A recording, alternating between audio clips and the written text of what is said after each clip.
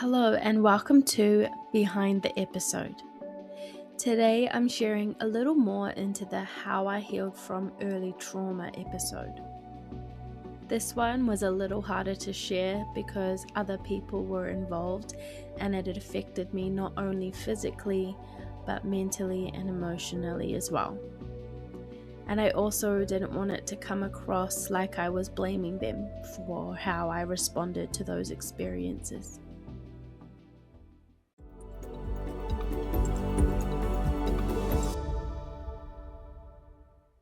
So there are parts of this story I didn't go into detail about.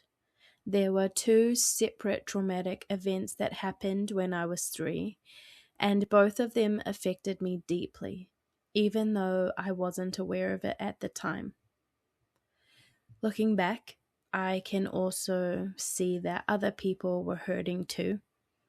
And as a child, I didn't understand that. I just knew that nothing really got dealt with, and I didn't have the support to process what had happened. It was confusing because I didn't know if what I experienced was normal or if it had a deeper impact on me. It wasn't really talked about, and I didn't have someone to help me make sense of it or give me the tools to cope with it. I didn't always have the memory, but I had the feeling. And that was confusing because I didn't have anything to point it to, but my body was reacting like something had happened.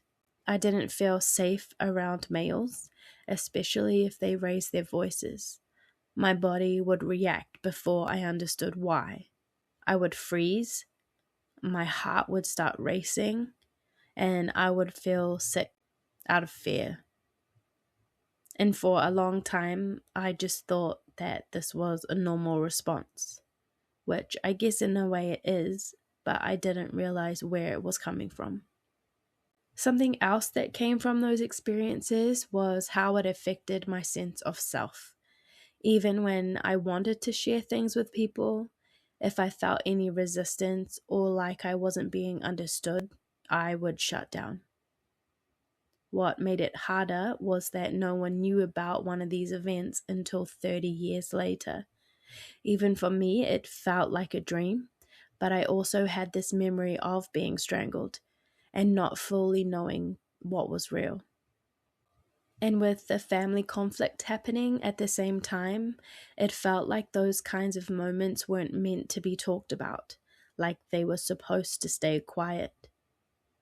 When you're that young, you don't always realize that other people are struggling too. So instead, it can feel like you're being dismissed or not understood. And because of that, I minimized what had happened. I made it smaller than it actually was because it felt like that was what I was supposed to do. My faith didn't really come into this at first because I didn't even realize I was carrying all of this. It's only ever been over the last 7 years that I started to understand what was really going on, and I did question why these things had happened to me. But over time, as I've come to know who God is, I can see how He's used these experiences for good. Not that the events themselves were good, but that He was still there through it all. Like the Footprints poem. Even when I didn't realize it, He carried me through. Healing this hasn't been a straight line. Sometimes it starts with pain, the hurt, anger, and even bitterness. And allowing myself to feel those things has been part of the process. But after those moments, when I've had space to release what I was holding, there's clarity. I'm able to see what actually happened and how it affected me. And from there, I've been able to forgive and let go. That doesn't mean that those automatic responses never show up. Sometimes they still do. But now I'm quicker to notice them, quicker to slow down and move forward in a healthier way. I think one thing people don't always realize is how much early experiences, even things that aren't talked about, can affect someone years later. And something I wish I had back then was someone who could understand my responses, someone who could say, "This makes sense," and then help me to connect it to something.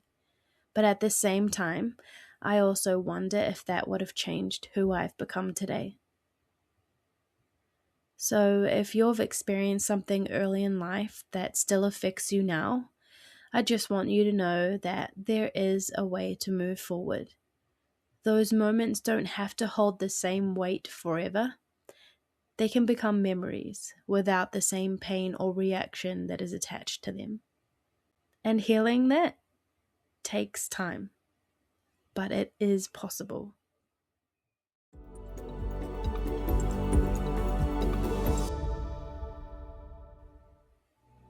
Thank you for taking the time to listen to this deeper side of my story.